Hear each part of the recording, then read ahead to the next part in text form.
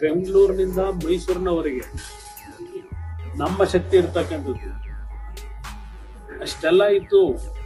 ವಿಶ್ವಾಸಕ್ಕೆ ತೆಗೆದುಕೊಳ್ಳದೆ ಹೋದ ಮೇಲೆ ಸರಿಯಾದ ರೀತಿಯಲ್ಲಿ ನಾವ್ಯಾಕೆ ಬೆಂಬಲ ಕೊಡಬೇಕು? BY ವಿಜಯೇಂದ್ರ ಮೈಸೂರು ಪಾದಯಾತ್ರೆಗೆ ರೆಡಿ ಮಾಡ್ಕೋತಾ ಇದ್ದಾರೆ.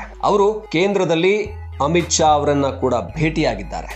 ಆದ್ರೆ ಇನ್ನೊಂದು ಕಡೆ ಮೈತ್ರಿ ಪಕ್ಷ HDK BY ವಿಜಯೇಂದ್ರ ಅವರ ನಿರ್ಧಾರದ ವಿರುದ್ಧ ಸಿಡಿದೆದ್ದಿದ್ದಾರೆ.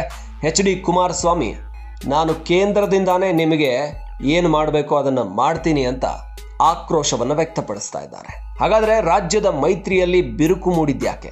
ಇಲ್ಲಿ DK ಶಿವಕುಮಾರ್ ಅವರನ್ನ CM ಮಾಡೋದಿಕ್ಕೆ ಹೊರಟ BY ವಿಜಯೇಂದ್ರ ರಾಜ್ಯದಲ್ಲಿ HDKಗೆ ಹಾಗೂ ಗೌಡ್ರ ಕುಟುಂಬಕ್ಕೆ ಸಿಗ್ತಿರುವಂತಹ ಪ್ರಾಮುಖ್ಯತೆಯನ್ನ ಬದಿಗೆ ಸರಿಸೋ ಪ್ರಯತ್ನ ಮಾಡ್ತಿದ್ದಾರೆ. ಈ ಚರ್ಚೆಗಳು ಸದ್ಯ ರಾಜಕೀಯ ವಲಯದಲ್ಲಿ ನಡೀತಾ ಇದೆ. ಜೊತೆಗೆ ಸಿದ್ದರಾಮಯ್ಯನವರನ್ನ CM ಕುರ್ಚಿಯಿಂದ ಇಳಿಸೋದಿಕ್ಕೆ BJP ಹಾಗೇನೆ DK ಶಿವಕುಮಾರ್ ಒಳಗೊಳಗೆ ಕೈ ಜೋಡಿಸಿದ್ದಾರೆ ಅನ್ನುವ ಮಾಹಿತಿಗಳು ಹೊರಬರ್ತಾ ಇವೆ. BY ವಿಜಯೇಂದ್ರ ಅವರ ಬಗ್ಗೆ ನೇರವಾಗಿಯೇ ಬಸನಗೌಡ ಪಾಟೀಲ್ ಯತ್ನಾಳ್ ಹಾಗೆ ರಮೇಶ್ ಜಾರಕಿಹೊಳಿ ಇದು ಒಳ ಒಪ್ಪಂದದ ಕೆಲಸ, ಮೈಸೂರು ಪಾದಯಾತ್ರೆ DK ಶಿವಕುಮಾರ್ ಅವ್ರನ್ನ CM ಮಾಡೋದಿಕ್ಕಾ ಅಂತ ಅವ್ರನ್ನ ಕೇಳಿ ನೀವು ಅಂತ ಹೇಳಿದ್ರು. ಅಂದ್ರೆ ಇಷ್ಟು ಓಪನ್ ಆಗಿ ಸ್ಟೇಟ್ಮೆಂಟ್ ಅನ್ನ ಕೊಡ್ತಾರೆ ಅಂದ್ರೆ ಯಡಿಯೂರಪ್ಪನವರ ಹಾಗೆ DK ಶಿವಕುಮಾರ್ ಅವರ ಸಂಬಂಧ ಮೊದಲಿನಿಂದಲೂ ಚೆನ್ನಾಗಿದೆ. ಅವರಿಗೆ ಒಂದಷ್ಟು ಬಿಸ್ನೆಸ್ ಕಾಂಟ್ರಾಕ್ಟ್ಗಳು ಇದೆ ಅಂತ ಹೇಳ್ತಾರೆ. ಹಾಗಾಗಿನೇ ಅವರ ಸ್ನೇಹ ಸಂಬಂಧ ಚೆನ್ನಾಗಿದೆ. ರಾಜಕೀಯ ಸೈದ್ಧಾಂತಿಕ ವಿರೋಧ ಬೇರೆ, ಆದರೆ ಅವರು ಉದ್ಯಮದಲ್ಲಿ ಒಗ್ಗಟ್ಟಾಗಿದ್ದಾರೆ. ಅವರ ಶೇರ್ಗಳು ಒಟ್ಟಿಗೆ ಇದೆ ಒಂದೊಂದು ಕಂಪನಿಗಳಲ್ಲಿ ಅನ್ನುವಂಥ ಮಾಹಿತಿ. ಆ ಕಾರಣಕ್ಕೆ ಇವರಿಬ್ಬರ ನಡುವೆ ಒಳ್ಳೆ ಸ್ನೇಹ ಇದೆ ಅಂತ. ಆದ್ರೆ ಈಗ ಇದು ರಾಜಕೀಯದಲ್ಲಿ ಕೂಡ ಲಾಭ ತಂದು ಕೊಡೋದಿಕ್ಕೆ ನಡೀತಾ ಇರುವಂತ ಪ್ರಯತ್ನ. BJPಯಲ್ಲೇ BY ವಿಜಯೇಂದ್ರ ಇಡೀ BJPಯನ್ನ ಬಳಸ್ಕೊಂಡು DK ಶಿವಕುಮಾರ್ ಅವ್ರನ್ನ CM ಮಾಡೋದಿಕ್ಕೆ ಪ್ರಯತ್ನ ಮಾಡ್ತಾ ಇದ್ದಾರೆ. ಈ ಮುಖಾಂತರ ರಾಜ್ಯದಲ್ಲಿ ಕೇಂದ್ರ ಮಂತ್ರಿಯಾಗಿ ಕೂಡ ತನ್ನ ಮಗನನ್ನ ರಾಜ್ಯದಲ್ಲಿ ಬೆಳೆಸೋದಿಕ್ಕೆ, ರಾಜ್ಯ ಸರ್ಕಾರದ ಒಳಗೆ ಕಳಿಸೋದಿಕ್ಕೆ ಪ್ರಯತ್ನ ಮಾಡ್ತಾ ಇರುವಂತ HD ಕುಮಾರಸ್ವಾಮಿ ಅವರನ್ನ ತುಳಿಯುವಂತಹ ಪ್ರಯತ್ನ. ಯಾವ DK ಶಿವಕುಮಾರ್ ಒಂದೊಂದಾಗಿ ಗೌಡ್ರ ಕುಟುಂಬವನ್ನು ಮುಗಿಸ್ತಾ ಬರ್ತಾ ಇದ್ದಾರೆ. ಆ ಕಡೆ ಮಂಡ್ಯದಲ್ಲಿ ಸಂಪೂರ್ಣ JDSನ ಅಸ್ತಿತ್ವವನ್ನೇ ನಾಶ ಮಾಡಿದ್ರು. ಅಂದರೆ ಏಳು ಕ್ಷೇತ್ರಗಳಲ್ಲಿ ಕೂಡ KR ಪೇಟೆ ಒಂದನ್ನು ಬಿಟ್ಟು ಕಾಂಗ್ರೆಸ್ ಗೆದ್ದುಕೊಳ್ತು.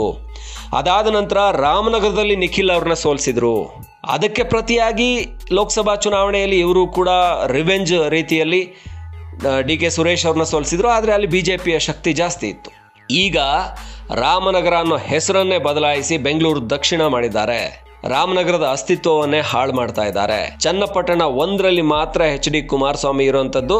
ಇನ್ನು ಮಾಗಡಿ, ಕನಕಪುರ ಎಲ್ಲವನ್ನ ಕೂಡ ತನ್ನ ತೆಕ್ಕೆಗೆ ತಗೊಂಡಿದೆ ಕಾಂಗ್ರೆಸ್. ರಾಮನಗರ, ಮಾಗಡಿ, ಕನಕಪುರ, ಚನ್ನಪಟ್ಟಣ ಮಾತ್ರ HD ಕುಮಾರಸ್ವಾಮಿ ಇರೋದು. ಅಲ್ಲಿಂದನೂ ಕೂಡ ಈ ಬಾರಿ ಉಪಚುನಾವಣೆಯಲ್ಲಿ ಗೇಟ್ ಪಾಸ್ ಮಾಡಬೇಕು ಅಂತ DK ಸರ್ವ ಪ್ರಯತ್ನಗಳನ್ನು ಮಾಡ್ತಾ ಇದ್ದಾರೆ. ಅಭ್ಯರ್ಥಿ ಯಾರು ನಿಲ್ಲಿಸ್ತಾರೆ ನೋಡ್ತೀನಿ ನಾನು, ಆಮೇಲೆ ನಾನು ಸರಿಯಾದ ಅಭ್ಯರ್ಥಿ ಹಾಕಿ ಇಲ್ಲಿಂದ ಕೂಡ HD ಕುಮಾರಸ್ವಾಮಿ ಅವರ ಕ್ಷೇತ್ರದಿಂದ ಕೂಡ ಅವ್ರನ್ನ ಕಳಿಸ್ತೀನಿ ಅಂತ DK ಶಪಥ ಮಾಡಿದ್ದಾರೆ. ಅದರ ಜೊತೆಗೇನೆ ಗೌಡ್ರ ಕುಟುಂಬವನ್ನ ಸಂಪೂರ್ಣವಾಗಿ ಹೇಗೆ ಪ್ರಜ್ವಲ್ ರೇವಣ್ಣ, HD ರೇವಣ್ಣ, ಸೂರಜ್ ರೇವಣ್ಣ ತಮ್ಮ ತಲೆ ಮೇಲೆ ತಾವೇ ಚಪ್ಪಡಿ ಕಲ್ಲು ಹೇಳ್ಕೊಂಡ್ರು. ಇನ್ನೊಂದು ಕಡೆಯಲ್ಲಿ ನಿಖಿಲ್ಗೆ ಸೋಲಾಯ್ತು. ಮತ್ತೊಂದು ಕಡೆಯಲ್ಲಿ ದೇವೇಗೌಡರು ರಾಜ್ಯಸಭೆಯಲ್ಲಷ್ಟೇ ಇದ್ದಾರೆ. ಅವರು ಕಳೆದ ಲೋಕಸಭೆಯಲ್ಲಿ ತುಮಕೂರಿನಲ್ಲಿ ನಿಂತರೂ ಕೂಡ ಕಾಂಗ್ರೆಸ್ ಸಹಕಾರದೊಂದಿಗೆ ಸೋತ್ ಹೋದ್ರು. ಎಲ್ಲರನ್ನ ಕೂಡ ಕೇಂದ್ರ ಮಂತ್ರಿ HD ಕುಮಾರಸ್ವಾಮಿ ಅವ್ರನ್ನ ಕೇಂದ್ರದಲ್ಲಿ ಮಾತ್ರ ಉಳಿಸಿ ರಾಜ್ಯದ ಒಕ್ಕಲಿಗ ನಾಯಕತ್ವವನ್ನು ತಾನು ತೆಗೆದುಕೊಳ್ಳೋದಕ್ಕೆ DK ಶಿವಕುಮಾರ್ ತಯಾರಿ ಮಾಡಿದ್ದಾರೆ. ಜೊತೆಗೆ ತಾನು CM ಪಟ್ಟಕ್ಕೆ ಏರೋದಕ್ಕೆ ರೆಡಿ ಆಗಿದ್ದಾರೆ. ಆ ಕಾರಣಕ್ಕೇನೆ DK ಶಿವಕುಮಾರ್ ಇಲ್ಲಿ BY ವಿಜಯೇಂದ್ರ ಜೊತೆ ಒಳ ಒಪ್ಪಂದವನ್ನು ಮಾಡಿಕೊಂಡು ವಿಧಾನಸಭೆಯಲ್ಲಿ ಸಿದ್ದರಾಮಯ್ಯನವರ ಪರ ಎಲ್ಲ ವಿರೋಧಗಳು ವ್ಯಕ್ತ ಆಗುವ ಹಾಗೆ ನೋಡ್ಕೊಂಡ್ರು. ಮೂಡ ಹಗರಣದಲ್ಲಿ ಸಿದ್ದರಾಮಯ್ಯನವರ ನೇರ ಕೈವಾಡ ಇದೆ ಅಂತ BJP ಪ್ರತಿಭಟನೆ ಮಾಡ್ತು. ವಾಲ್ಮೀಕಿ ಹಗರಣದಲ್ಲಿ ಸಿದ್ದರಾಮಯ್ಯ ಉತ್ತರ ಕೊಡಬೇಕು, ರಾಜೀನಾಮೆ ಕೊಡಬೇಕು ಅಂತ ಪ್ರತಿಭಟನೆ ಮಾಡ್ತು. ಆದ್ರೆ DK ಶಿವಕುಮಾರ್ ಅವರ ವಿರುದ್ಧ ಯಾವುದೇ ಚರ್ಚೆಗಳು ಇಲ್ಲ, ಯಾವುದೇ ರೀತಿ ವಿರೋಧ ವ್ಯಕ್ತ ಆಗಲಿಲ್ಲ. ನೇರವಾಗಿ ಯಾರೂ ಕೂಡ DK ಶಿವಕುಮಾರ್ ಅವ್ರನ್ನ ಪ್ರಶ್ನೆ ಕೇಳಲಿಲ್ಲ, ವಿರೋಧಿಸಲಿಲ್ಲ. ಸರ್ಕಾರದ ಭಾಗವಾಗಿ ಶಿವಕುಮಾರ್ ಸೈಲೆಂಟ್ ಆಗಿ ಉಳ್ಕೊಂಡ್ರು. ಅಲ್ಲಿ ಈಗ ಅದೇ ನಡೀತಾ ಇದೆ. ಮೈಸೂರು ಪಾದಯಾತ್ರೆ ಮಾಡಬೇಕು. ಮೈಸೂರು ಪಾದಯಾತ್ರೆ ಮುಖಾಂತರ ಸಿದ್ದರಾಮಯ್ಯನವ್ರಿಗೆ ಎಲ್ಲ ರೀತಿಯ ಬಂಧನಗಳನ್ನ ಮಾಡಬೇಕು, ರೆಡಿ ಮಾಡಬೇಕು, ಅವ್ರನ್ನ ಲಾಕ್ ಮಾಡಬೇಕು. ಸಿದ್ದರಾಮಯ್ಯನವ್ರನ್ನ ಮತ್ತೆ ಕಾನೂನಿನ ಕುಣುಕಿಯಲ್ಲಿ ಸಿಕ್ಕಿಸುವಂಥ ಪ್ರಯತ್ನಗಳನ್ನು ಮಾಡಬೇಕು. ಆ ಮುಖಾಂತರ ಸ್ವತಃ ಮೈಸೂರಿನಲ್ಲೇ ಸೋತ್ ಹೋದ್ರು ಸಿದ್ದರಾಮಯ್ಯ. ಅಂದರೆ ಲೋಕಸಭಾ ಚುನಾವಣೆಯಲ್ಲಿ ಮೈಸೂರನ್ನೇ ಗೆದ್ದುಕೊಳ್ಳೋಕ್ಕಾಗಲಿಲ್ಲ. ಹಾಗೆ ತನ್ನ ಕ್ಷೇತ್ರ ವರುಣ ಚಾಮರಾಜನಗರನ ಮಾತ್ರ ಗೆದ್ದುಕೊಳ್ಳೋಕ್ಕಾಗಿದ್ದು, ರಾಜ್ಯದಲ್ಲಿ ಕೂಡ ಮುಖ್ಯಮಂತ್ರಿ ಆಗಿದ್ದುಕೊಂಡು ಕಾಂಗ್ರೆಸ್ ಎಕ್ಸ್ಪೆಕ್ಟ್ ಮಾಡಿದಷ್ಟು ಸೀಟ್ಗಳನ್ನು ಕೊಡೋಕ್ಕಾಗಲಿಲ್ಲ. ಕಾಂಗ್ರೆಸ್ ಒಂದು 15 ಕ್ಷೇತ್ರಗಳನ್ನು ನಿರೀಕ್ಷೆ ಮಾಡಿತ್ತು. ಹಾಗಾಗಿ ಸಿದ್ದರಾಮಯ್ಯನವರು ಮುಖ್ಯಮಂತ್ರಿ ಆದ ನಂತರ ರಾಜ್ಯದಲ್ಲಿ ಹಿನ್ನಡೆ ಜಾಸ್ತಿ ಆಗಿದೆ. ರಾಜ್ಯದಲ್ಲಿ ಜನರ ಆಕ್ರೋಶ ವ್ಯಕ್ತ ಆಗ್ತಾ ಇದೆ. ಸಿದ್ದರಾಮಯ್ಯನವರ ಆಡಳಿತಕ್ಕೆ ಒಂದೇ ವರ್ಷದಲ್ಲಿ ಆಡಳಿತ ವಿರೋಧಿ ಅಲೆ ಹೆಚ್ಚಾಗಿದೆ. ಗ್ಯಾರಂಟಿ ಹಣವನ್ನು ಕೂಡ ಕೊಡೋಕ್ಕಾಗ್ತಾ ಇಲ್ಲ 3 ತಿಂಗಳಿಂದ. ಇನ್ನು ಹಗರಣಗಳಲ್ಲಿ ಸಿಕ್ಕಾಕೊಂಡಿದ್ದಾರೆ. ಇಲ್ಲಿ ಕೇಂದ್ರದಲ್ಲಿ ಭಾರಿ ಮುಜುಗರ ಆಗ್ತಾ ಇದೆ ರಾಹುಲ್ ಗಾಂಧಿಗೆ. ಸಿದ್ದರಾಮಯ್ಯನವರು ಸ್ವತಃ ತಮ್ಮ ಧರ್ಮಪತ್ನಿಗೆ ಸೈಟ್ ಕೊಡಿಸುವ ಮುಖಾಂತರ ಮೂಢ ಹಗರಣವನ್ನ ಈಗ ಬಿಜೆಪಿ ತಾನು ಅದನ್ನ ಗುರಾಣಿಯಾಗಿ ಬಳಸ್ತಾ ಇದೆ ಕಾಂಗ್ರೆಸ್ನ ಹೊಡೆತಗಳನ್ನು ತಡ್ಕೊಳ್ಳೋದಿಕ್ಕೆ. ನಿರ್ಮಲಾ ಸೀತಾರಾಮನ್ ಅದನ್ನೇ ಲೋಕಸಭೆಯಲ್ಲಿ ಹೇಳಿದ್ರು. ಹಾಗಾಗಿ ಕಾಂಗ್ರೆಸ್ ಸರ್ಕಾರದ ಭ್ರಷ್ಟಾಚಾರದ ಹಿಂದೆ ಸಿದ್ದರಾಮಯ್ಯನವರಿದ್ದಾರೆ. ಅವರಿಂದಾಗಿ ಕಾಂಗ್ರೆಸ್ಸಿಗೆ ದೊಡ್ಡ ಕಂಟಕ ಬರ್ತಾ ಇದೆ. ಅವರನ್ನ ಕೆಳಗಿಳಿಸೋದು ಒಳ್ಳೆಯದು. ಟ್ರಬಲ್ ಶೂಟರ್ ಆಗಿರುವಂಥ DK ಶಿವಕುಮಾರ್, ಟ್ರಬಲ್ ಶೂಟರ್ ಅಂದರೆ ಹರಿಯಾಣದಲ್ಲಿ ಸಮಸ್ಯೆ ಆಯ್ತಾ ಅಲ್ಲಿಗೆ ಹೋಗ್ತಾರೆ, ಜಾರ್ಖಂಡ್ನಲ್ಲಿ ಸಮಸ್ಯೆ ಆಯ್ತಾ ಅಲ್ಲಿಗೆ ಹೋಗ್ತಾರೆ, ಮಹಾರಾಷ್ಟ್ರದಲ್ಲಿ ಸಮಸ್ಯೆ ಆಯ್ತಾ ಅಲ್ಲಿಗೆ ಹೋಗ್ತಾರೆ. ಅಲ್ಲಿನ ಕಾಂಗ್ರೆಸ್ನ ಅಧಿಕಾರವನ್ನು ಮತ್ತೆ ತಗೊಳ್ಳೋದಕ್ಕೆ ಅಥವಾ ಉಳಿಸ್ಕೊಳ್ಳೋದಕ್ಕೆ DK ಶಿವಕುಮಾರ್ ಅಂತ ಒಬ್ಬ ಮಾಸ್ಟರ್ ಮೈಂಡ್ ಟ್ರಬಲ್ ಶೂಟರ್ ಕಾಂಗ್ರೆಸ್ಗೆ ಬೇಕು. ಅವರನ್ನು CM ಮಾಡಬೇಕು ಅನ್ನುವಂಥ ಒಂದು ಒತ್ತಾಸೆಯನ್ನು ಮೂಡಿಸೋದಕ್ಕೆ ಈ ಪ್ರಯತ್ನಗಳು ನಡೀತಾ ಇದೆ. ರಾಜ್ಯದಲ್ಲಿ ಸಂಪೂರ್ಣವಾಗಿ ಸಿದ್ದರಾಮಯ್ಯನವ್ರನ್ನ ತಳಕ್ಕೆ ಹಾಕಿ ಅದರ ಮೇಲೆ DK ಶಿವಕುಮಾರ್ ಅವರಿಗೆ ಪಟ್ಟ ಕೂರಿಸ್ಬೇಕು. ಆ ರೀತಿಯಲ್ಲಿ BJPಯೇ ಒಳ ಒಪ್ಪಂದ ಮಾಡ್ಕೊಂಡು ತಯಾರಿ ಮಾಡ್ತಾ ಇದೆ. ಆ ಕಾರಣಕ್ಕೇನೆ HD ಕುಮಾರಸ್ವಾಮಿ ಸಿದ್ದರಾಮಯ್ಯನವ್ರನ್ನ CM ಕೆಳಗಿಳಿಸೋದು ಅದು ಸೆಕೆಂಡ್ರಿ. ನಮಗದು ಕಾನೂನು ಪ್ರಕ್ರಿಯೆ ಏನಾಗುತ್ತೋ ಮೂಢ ಪ್ರಕರಣಕ್ಕೆ ಆ ಹೋರಾಟಗಳಾಗಲಿ, ಕಾನೂನು ಪ್ರಕಾರ ಸಿದ್ದರಾಮಯ್ಯನವ್ರ ಮೇಲೆ ಕ್ರಮ ಆಗಲಿ, ಆದರೆ ಮೈಸೂರು ಪಾದಯಾತ್ರೆಗೆ ನಾವು ಸಪೋರ್ಟ್ ಮಾಡೋದಿಲ್ಲ ಅಂತ ನೇರವಾಗಿ ಹೇಳಿಕೆಯನ್ನು ಕೊಟ್ಟಿದ್ದಾರೆ.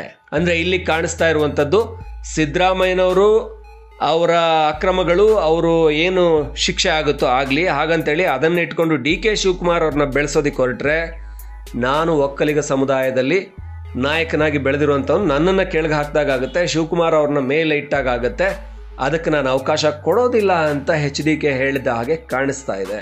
ಅದು ಕೇಂದ್ರದ ಮೈತ್ರಿ ಇರಲಿ, ಕೇಂದ್ರದಲ್ಲಿ ನಾನು ಮಂತ್ರಿ ಆಗಿರ್ಬೋದು, ಆದರೆ ಕೇಂದ್ರದಲ್ಲಿ ದೇವೇಗೌಡರಿದ್ದಾರೆ. ದೇವೇಗೌಡರು ಈ ವಿಚಾರವನ್ನು ಮೋದಿ ಅವ್ರ ಜೊತೆ ಮಾತಾಡ್ತಾರೆ, ಅಮಿತ್ ಶಾ ಜೊತೆ ಮಾತಾಡ್ತಾರೆ, ಅವ್ರಿಗೆ ಕನ್ವೆ ಮಾಡ್ತಾರೆ. ಹಾಗಾಗಿ ಕುಮಾರಸ್ವಾಮಿ ಅವರು ಲೀಡ್ ತಗೊಳ್ಳುವಂಥ ಸಾಧ್ಯತೆ ಇಲ್ಲಿದೆ. ಮೈಸೂರು ಪಾದಯಾತ್ರೆ ಬಹುಶಃ ಮುಂದೆ ಹೋದ್ರೂ ಹೋಗ್ಬೋದು, ಆದರೆ ಕೇವಲ BJP ಮಾತ್ರ ಮಾಡಿದ್ರು ಮಾಡ್ಬೋದು. ಇನ್ನು ಇಲ್ಲಿ HDK ಹೇಳ್ತಾ ಇರುವಂಥದ್ದು, ನಮಗೆ ಬೆಂಗಳೂರು, ಮೈಸೂರು, ಮಂಡ್ಯ ಭಾಗದಲ್ಲಿ ದೊಡ್ಡ ಶಕ್ತಿ ಇದೆ, JDSಗೆ ಒಂದು ದೊಡ್ಡ ಶಕ್ತಿ ಇದೆ. ನಮ್ಮನ್ನೇ ಮುಂದಿಟ್ಕೊಳ್ಳದೆ ನಮ್ಮನ್ನ ಸುಮ್ಮನೆ ಒಂದು ನಾಮಕೆ ವಾಸ್ತೆ ಬೇಕು ಇವರು ಅನ್ನೋ ಕಾರಣಕ್ಕೆ, ಮೈತ್ರಿ ಅನ್ನೋ ಕಾರಣಕ್ಕೆ ಕರೆದು BJP ಅವರು ದೊಡ್ಡದಾಗಿ ಪಾದಯಾತ್ರೆ ಮಾಡಿದ್ದಾರೆ, ನಾವು ಯಾಕೆ ಅವ್ರ ಜೊತೆಗಿರಬೇಕು, ಇದು ಕೊಡ್ತಾ ಇರುವಂಥ ಕಾರಣ. ಆದರೆ ಒಳಗಿರುವಂಥದ್ದು DK ಶಿವಕುಮಾರ್ CM ಆದರೆ ದೇವೇಗೌಡರ ಕುಟುಂಬ, ಅವರ ಒಕ್ಕಲಿಗ ನಾಯಕತ್ವ ಏನಾಗಬೇಕು. ಸದ್ಯಕ್ಕೆ ಒಕ್ಕಲಿಗ ಸಮುದಾಯದ ಒಂಥರ ಅನಭಿಷಿಕ್ತ ನಾಯಕ ಅಂತ ಇರುವಂಥದ್ದು HD ದೇವೇಗೌಡರು, HD ಕುಮಾರಸ್ವಾಮಿ. ಈಗ DK ಶಿವಕುಮಾರ್ ಏನಾದರೂ ಮುಖ್ಯಮಂತ್ರಿ ಆದರೆ ಆ ಸ್ಥಾನವನ್ನು ಅವ್ರು ಕಿತ್ಕೊಂಡ್ಬಿಡ್ತಾರೆ. ಈ ಟೆನ್ಷನ್ HDK ತಲೆಯಲ್ಲಿ ಇರಬಹುದು ಅಂತ ಸದ್ಯ ವಿಚಾರ ಮಾಡಲಾಗ್ತಾ ಇದೆ. ಈ ಕಾರಣಕ್ಕೇನೆ ಮೈಸೂರು ಪಾದಯಾತ್ರೆಯನ್ನು ವಿರೋಧಿಸ್ತಾ ಇದ್ದಾರೆ. ಸಿದ್ದರಾಮಯ್ಯನವರು CM ಸ್ಥಾನದಿಂದ ಇಳಿದಿದ್ರೂ ಪರವಾಗಿಲ್ಲ, DK ಶಿವಕುಮಾರ್ ಏರಬಾರದು ಅಂತ HDK ಮನಸ್ಸಲ್ಲಿ ಇದೆ ಅಂತ ರಾಜಕೀಯ ವಲಯದಲ್ಲಿ ಚರ್ಚೆಗಳಾಗ್ತಾ ಇದೆ.